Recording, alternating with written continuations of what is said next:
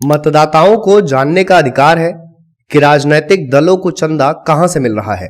Electoral bond सूचना के अधिकार का उल्लंघन है। यह संविधान के अनुच्छेद 19(a) का भी उल्लंघन करता है। ये कहते हुए देश की सबसे बड़ी अदालत ने इलेक्टोरल बॉन्ड या चुनावी बॉन्ड पर रोक लगा दी। सुप्रीम कोर्ट ने इलेक्टोरल बॉन्ड की जानकारी सार्वजनिक करने के लिए भी कहा था, जिसके बाद स्टेट बैंक ऑफ इंडिया ने लगभग 750 पन्नों की एक लिस्ट जारी की। लिस्ट में कुल 3 तरह की जानकारी मौजूद थी।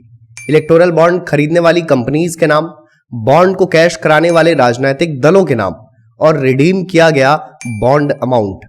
इतनी जानकारी बहुत होकर भी बहुत नहीं थी, क्योंकि इस डेटा में यह जानकारी कहीं नहीं थी कि किस कंपनी ने किस पार्टी के लिए कितने का इलेक्टोरल बॉन्ड खरीदा, और आसान भाषा में कहा जाए तो किस कंपनी ने किस पार्टी को कितना चंदा दिया। सुप्रीम कोर्ट ने एक बार फिर फटकार लगाई कि यह जानकारी भी सार्वजनिक होनी चाहिए कि कौन किसे कितना चंदा दे रहा है। महज इतना कुछ जानने के बाद कई प्रश्न उठते हैं। सबसे शुरुआती प्रश्न तो यही कि इलेक्टोरल बॉन्ड सही है या गलत। यह दुनिया के सबसे बड़े लोकतंत्र पर क्या असर डालेगा। उसके पहले एक और जरूरी सवाल कि इलेक्टोरल बॉन्ड है क्या। केंद्र की भाजपा सरकार ने 2017 में इलेक्टोरल बॉन्ड स्कीम का ऐलान किया था।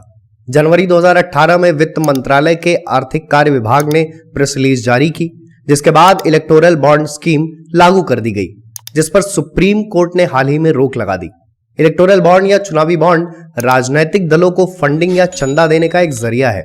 एक बॉन्ड जिसे कोई भारतीय कंपनी या भारतीय नागरिक केवल स्टेट बैंक ऑफ इंडिया की 29 चुनिंदा शाखाओं से खरीद सकता है, और ये रही उन शाखाओं की सूची। ये बॉन्ड 1000, 10,000, 1 लाख, 10 लाख और 1 करोड़ के मल्टीपल्स में खरीदे जा सकते हैं। इन बॉन्ड्स को खरीदने वाले नागरिकों और कंपनीज के पास 2 चीजें अनिवार्य रूप से होनी चाहिए। पहला, एक बैंक अकाउंट, और दूसरा KYC। खरीदे जाने के बाद चुनावी बॉन्ड्स की वैधता महज 15 दिन की होती है। इन 15 दिनों के बीच ये बॉन्ड जन प्रतिनिधि अधिनियम 1951 या जिसे रिप्रेजेंटेशन ऑफ पीपल्स एक्ट कहा जाता है कि धारा 29(a) के तहत रजिस्टर्ड दलों को दान किया जा सकता है, जैसे Bhajpa, Congress, Sapa, TMC, JDU, DMK और कम्युनिस्ट पार्टी। यह बॉन्ड रूपी चंदा सिर्फ उन राजनीतिक दलों को दिया जा सकता है जिन्होंने पिछले विधानसभा या आम चुनावों में कम से कम 1% वोट हासिल किया हो। यह बॉन्ड केवल जनवरी, अप्रैल, जुलाई और अक्टूबर में 10 दिन के लिए जारी होते हैं। बॉन्ड खरीदे या जारी होने के बाद रिसीवर उसे कैश करा सकता है। कैश में कन्वर्ट कराने के लिए पार्टी का ऑफिशियल बैंक अकाउंट ही उपयोग किया जा सकता है। अगर पॉलिटिकल पार्टी 15 दिनों के अंदर बॉन्ड कैश नहीं कराती है तो वो धनराशि PM रिलीफ फंड में जमा होने का नियम था। यह योजना लागू करने से पहले केंद्र सरकार का कहना था कि यह स्कीम पब्लिक डोनेशन में ब्लैक मनी पर रोक लगाने के लिए लाई गई थी। इसके पहले राजनीतिक दलों को मिलने वाले चुनावी चंदे में कोई पारदर्शिता नहीं थी। पहले पॉलिटिकल डोनेशन कैश में दिया जाता था, उस पर कोई अपर कैप भी नहीं था और न ही उस चंदे का कोई हिसाब मौजूद था। सरकार का यह भी कहना है कि जिस तरह आज हिसाब दिया जा सकता है, पुराने सिस्टम में यह भी संभव नहीं था। इलेक्टोरल बॉन्ड से इलेक्टोरल फंडिंग में भी रिफॉर्म संभव है। सरकार के मुताबिक इलेक्टोरल बॉन्ड स्वच्छ धन के योगदान और टैक्स दायित्वों के पालन को बढ़ावा देता है। सरकार का एक तर्क यह भी था, क्योंकि इलेक्टोरल बॉन्ड लोकतंत्र से जुड़ा हुआ मुद्दा है, लिहाजा इसे संसदीय और सार्वजनिक बहस के दायरे में छोड़ दिया जाना चाहिए। यानी राजनीतिक चंदे में साफ सुथरा धन और पारदर्शिता लाने की मानसिकता के साथ इलेक्टोरल बॉन्ड स्कीम की शुरुआत हुई थी। यहां एक और सवाल है जो गृह मंत्री अमित शाह ने एक इंटरव्यू में उठाया था। 20 से 22 हजार करोड़ रुपए के चुनावी बॉन्ड जारी हुए, जिसमें भाजपा को महज 6,000 करोड़ के बॉन्ड मिले। बाकी बॉन्ड कहां गए? फिलहाल भाजपा के पास 303 सांसद हैं। इतने सांसदों पर भाजपा को 6,000 करोड़ के बॉन्ड मिले। विपक्षी दलों के कुल सांसदों की संख्या 242 है और उन्हें मिले बॉन्ड का अमाउंट है 14,000 करोड़ रुपए। अमित शाह का यह भी कहना था कि चुनावी बॉन्ड से पहले राजनीतिक दल कैश में चंदा लेते थे। मिसाल के लिए अगर 1100 रुपए चंदे में मिलते तो 100 रुपए पार्टी फंड में जाता और 1000 रुपए नेताओं की जेब में। जबकि लोकतंत्र में चुनाव एक पर्व की तरह है, पर्व में खर्च होते हैं, उस खर्च का हिसाब भी होना चाहिए। उसके लिए चुनावी बॉन्ड जैसी स्कीम जरूरी है, ऐसा सरकार का कहना था। इलेक्टोरल बॉन्ड के संबंध में देश के पूर्व वित्त मंत्री दिवंगत अरुण जेटली ने भी कुछ बातें कही थी। उन्होंने कहा था, भारत दुनिया का सबसे बड़ा लोकतंत्र है, वर्ल्ड्स लार्जेस्ट डेमोक्रेसी, फिर भी भारत के पास एक ट्रांसपेरेंट पॉलिटिकल फंडिंग सिस्टम नहीं है, और जो है उसमें मॉनिटरिंग का कोई मैकेनिज्म ही नहीं है। चुनाव अक्सर होते हैं, ये राजनीतिक दलों का एक बड़ा खर्च है। ऐसा एक साल नहीं गुजरता जिसमें राज्य या केंद्र सरकार के चुनाव न हुए हों। उम्मीदवारों का व्यक्तिगत खर्च हटा भी दें तो चुनाव के दौरान राजनीतिक दलों का प्रचार, यात्रा, आयोजन और सामग्री जैसे बड़े खर्च होते हैं। ये खर्च सैकड़ों करोड़ों में होते हैं, फिर भी इस खर्च के रेगुलेशन के लिए कोई मशीनरी नहीं है। चुनावी खर्चों के अलावा राजनीतिक दल देश भर में कार्यालय चलाते हैं। कार्यकर्ताओं का मानदेय और कर्मचारियों का वेतन राजनीतिक दलों के नियमित खर्चे हैं। अटल बिहारी वाजपेयी की अगुवाई वाली एनडीए सरकार ने इस दिशा में सबसे पहला कदम उठाया था, जिसके लिए इनकम टैक्स एक्ट में अमेंडमेंट किया गया, जिसके बाद यह तय हुआ कि राजनीतिक दलों को दिया गया चंदा एक तरह का एक्सपेंस माना जाएगा और राजनीतिक चंदा देने वालों को टैक्स बेनिफिट्स मिलेंगे। अगर राजनीतिक दल नियम के मुताबिक चंदे की जानकारी देते हैं तो उन्हें कोई टैक्स नहीं देना होगा। इलेक्टोरल बॉन्ड स्कीम के पहले एक राजनीतिक दल से उम्मीद की जाती थी कि वो आयकर विभाग और चुनाव आयोग के साथ अपना रिटर्न दाखिल करेगा। ये बात भी उठी कि चंदा देने वाले कैश की जगह चेक के जरिए भुगतान शुरू करेंगे। तमाम चंदा देने वालों ने इन नियमों का पालन शुरू किया था, पर ज्यादातर ये नहीं बताना चाहते थे कि उन्होंने कितना चंदा दिया। चुनावी बॉन्ड को चुनौती देते हुए 2 याचिकाएं सुप्रीम कोर्ट में दायर की गई थीं।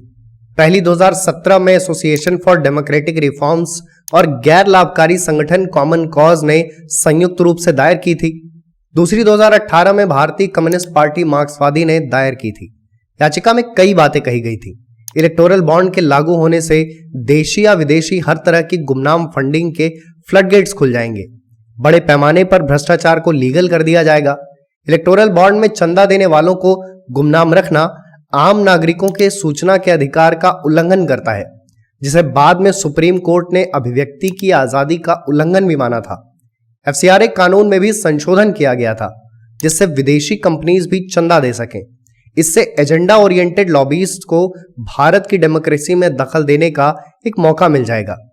याचिका में इस तरह के और भी कई गंभीर आरोप लगाए गए थे।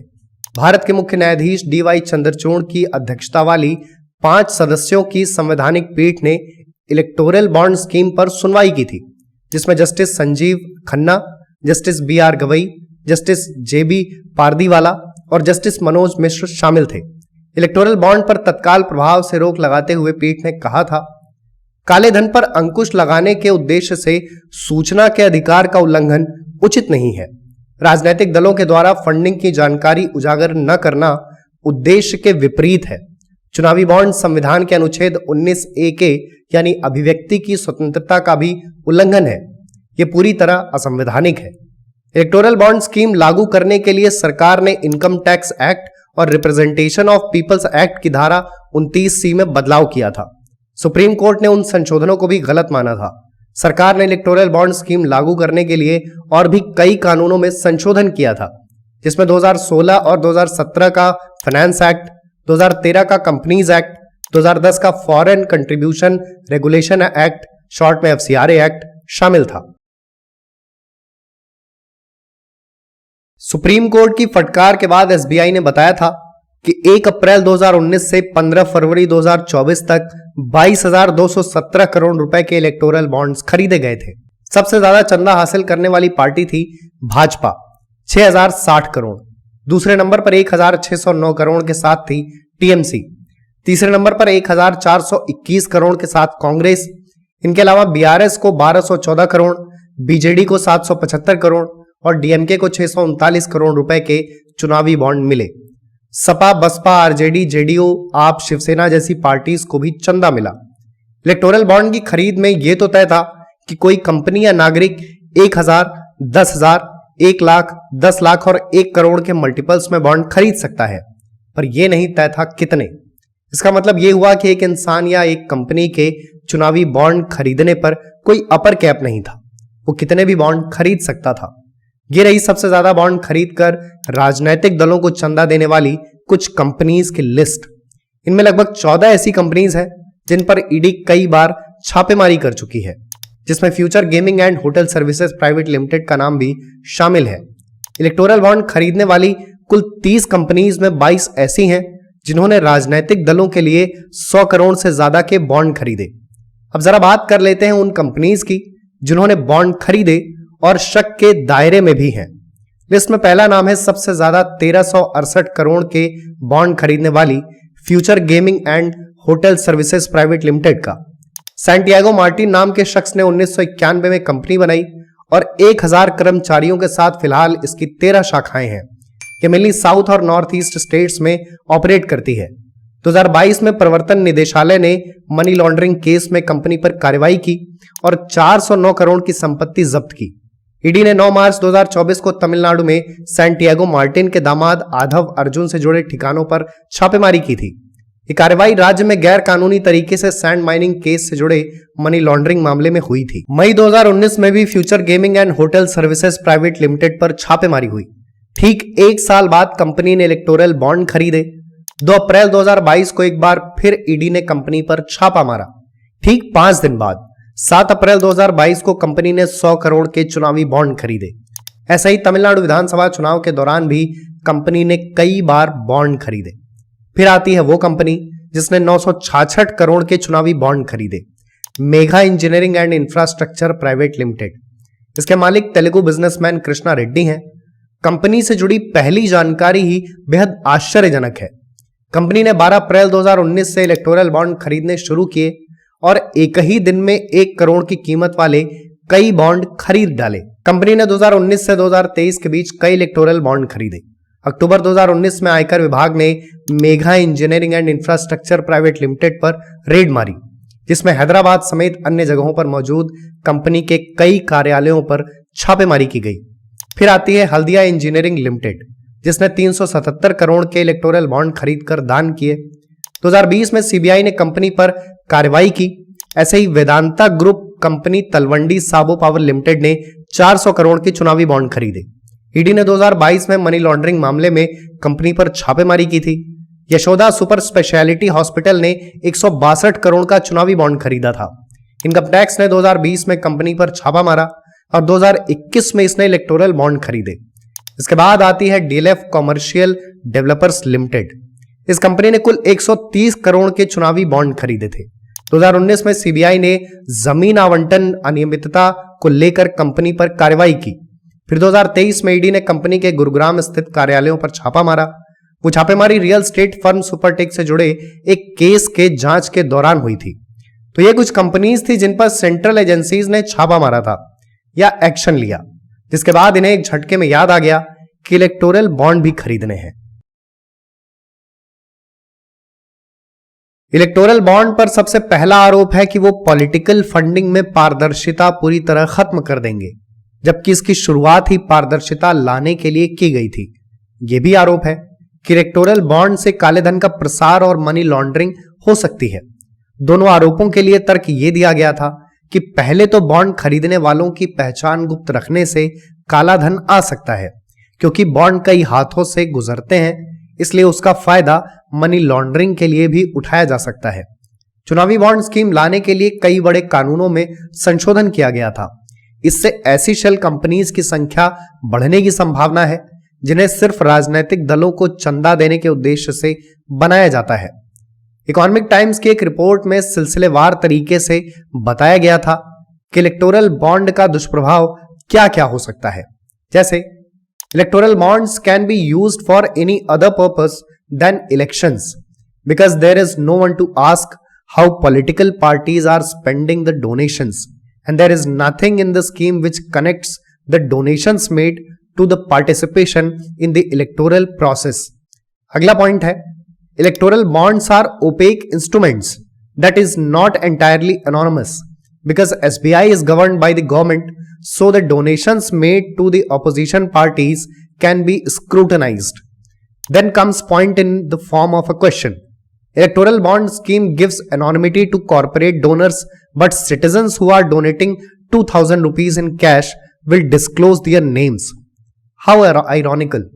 Last but not the least, Shareholders in a company put in their money to ensure that the corporation functions within the framework of the MOU. By donating to electoral bonds, the company is not informing the shareholders as to how their money is going to be spent. इसके अलावा भी कई factors हैं जिन पर नजर दौड़ाने के बाद समझ आता है कि सरकार के एंड से कुछ तो सही नहीं है। जिस तरह ईडी की छापेमारी इलेक्टोरल बॉन्ड खरीदने वाली कंपनीज की लिस्ट में सभी 2 नाम खोज रहे थे, अंबानी और अडानी, लेकिन 30 नामों की लिस्ट में दोनों का कहीं कोई नामो निशान नहीं था। ये देखने के बाद एक रिक्शे वाला भी कह देगा कि ऐसा हो ही नहीं सकता। जिस तरह के मुफीद हालात फिलहाल अंबानी और अडानी के लिए हैं, उन्हें देखते हुए शायद ही कोई मानने को तैयार हो कि उन्होंने इलेक्टोरल बॉन्ड्स नहीं खरीदे होंगे। अगर मान भी लिया जाए कि अंबानी और अडानी की कंपनीज ने इलेक्टोरल बॉन्ड नहीं खरीदे, तो क्या वो शेल कंपनीज के जरिए खरीदे गए? अगर ऐसा भी हुआ तो मामला वाकई गड़बड़ है। एक और बात समझ नहीं आई कि तृणमूल कांग्रेस की सरकार सिर्फ पश्चिम बंगाल में है और उसे दूसरे नंबर पर सबसे ज्यादा चंदा मिला है। वहीं कांग्रेस की सरकार कई राज्यों में है और वो चंदे के मामले में टीएमसी से पीछे है। बिहार में भी तीसरी बार सत्ता हासिल करने वाली जेडीयू का चंदा आरजेडी से कम है, जबकि आरजेडी इस दौरान महज एक बार सत्ता में आई। ऐसे तथ्य सरकार से लेकर इलेक्टोरल बॉन्ड की पूरी प्रक्रिया पर सवालिया निशान खड़े करते हैं। एसबीआई ने भले इलेक्टोरल बॉन्ड की लिस्ट जारी की, इसके बावजूद सुप्रीम कोर्ट ने एसबीआई को फटकार लगाई, क्योंकि लिस्ट में यह जानकारी कहीं नहीं थी कि किस कंपनी ने किस राजनीतिक दल को कितना चंदा दिया। जल्द ही वो जानकारी भी सार्वजनिक होगी, यानी अभी और बातें सामने आएंगी। इस बीच सबसे ज्यादा हैरान करती है बड़े बड़े नेताओं की चुप्पी। अरविंद केजरीवाल से लेकर ममता बनर्जी तक, अखिलेश यादव से लेकर नीतीश कुमार और लालू यादव तक, वहीं दक्षिण भारत में स्टालिन से लेकर पिनाराई विजयन तक, कहीं कोई विरोध नहीं, कहीं कोई शोर नहीं और कहीं कोई चर्चा नहीं। हर सियासी गलियारे में चुनावी बॉन्ड्स को लेकर एक अलग तरह का सन्नाटा छाया है। आज से 4-5 दशक पहले राजनीतिक दलों का चंदा लेने का तरीका बेहद परंपरागत था। कार्यकर्ताओं के पास एक रसीद बुक हुआ करती थी। वो रसीद बुक लेकर घर घर जाते और लोगों से चंदा लेते। समय बदला, स्थितियां बदली और बदला राजनीतिक परिदृश्य। 90 के दशक के अंत में 2 तरीके आए। पहला तरीका पारदर्शी था, जिसमें चेक के जरिए पार्टी को चंदा मिलता। उसका ब्यौरा पार्टी के सालाना खाते में दर्ज होता। कोई भी कंपनी चेक के जरिए अपने अकाउंट से चंदा दे सकती थी, फिर चंदे की जानकारी साझा करती और उसे इनकम टैक्स से जुड़े बेनिफिट्स मिलते। लेकिन इस तरीके से मिलने वाला चंदा लगभग नहीं के बराबर था। ज्यादातर चंदा दूसरे तरीके से दिया जाता था, कैश में। उसके लिए भी 2 व्यवस्थाएं थी। 20,000 से ज्यादा का चंदा होता तो पार्टी को एक रसीद जारी करनी पड़ती और चंदे का हिसाब चुनाव आयोग को देना पड़ता था। चंदा 20,000 से कम होता तो उसके लिए न कोई रसीद का नियम था और न ही कोई हिसाब देना पड़ता था। 90 से 95% चंदा इसी तरीके से आता था, क्योंकि ज्यादातर चंदा कॉर्पोरेट और बिजनेस घरानों से आता, इसलिए व्हाइट मनी भी ब्लैक मनी किया जाने लगा था। उसकी भी मजबूत वजह थी। भारत में ऐसा माहौल ही है कि बड़े पैमाने पर धंधे करने वाले कभी नहीं चाहते कि ये बात सामने आए कि उन्होंने चंदा दिया है। कल को सरकार बदलेगी तो उन पर भी उसका असर पड़ेगा। वहीं दूसरी तरफ वर्तमान सरकार का सहयोग किए बिना धंधा अच्छे से चल नहीं सकता। नियम के मुताबिक खुद राजनीतिक दलों को चुनाव आयोग से बताना पड़ता था कि किसने कितना चंदा दिया है। ऐसे में बड़े कॉर्पोरेट घराने चेक से चंदा देने में बचते थे। इस समस्या के मद्देनजर भी इलेक्टोरल बॉन्ड स्कीम लागू की गई। खैर, इलेक्टोरल बॉन्ड पूरी तरह सही नहीं है तो गलत भी नहीं है। इस पर बहस और सुधार की गुंजाइश जरूर है। आने वाले समय में और भी जवाब मिलेंगे, तब शायद यह कहना और आसान होगा कि इलेक्टोरल बॉन्ड कितने सही हैं या कितने गलत।